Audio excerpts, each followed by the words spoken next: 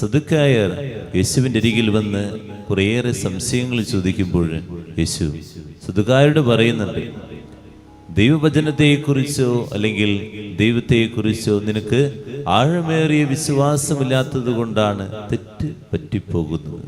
നമ്മുടെയും ജീവിതത്തിൽ എന്തുകൊണ്ടാണ് നമുക്ക് പലപ്പോഴും വിശ്വാസത്തിലെ ഒരു വ്യതിചലനം വരുന്നത്?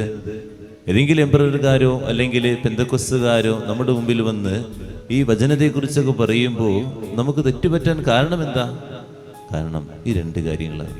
ദൈവവചനത്തെക്കുറിച്ച് ഒരു ആഴമേറിയ ഒരു ചിന്ത നമുക്കില്ല.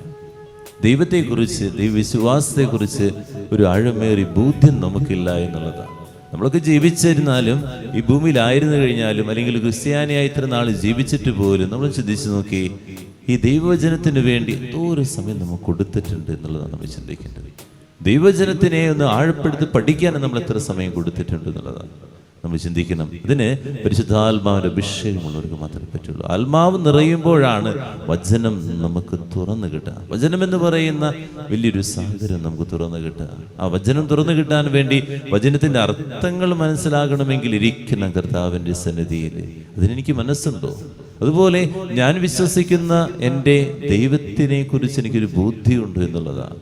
അങ്ങനെയാണെങ്കിൽ ഒരിക്കലും ഒരു വേദന വരുമ്പോൾ, ഒരു സഹനം വരുമ്പോഴേക്കും ദൈവത്തെ പഴിചാരി നമ്മൾ ഇറങ്ങിപ്പോകുകയില്ല, ദൈവത്തിൽ വിശ്വാസം നഷ്ടപ്പെടുത്തി പോവുകയില്ല, ദൈവത്തെ പരാതിപ്പെടുകയില്ല.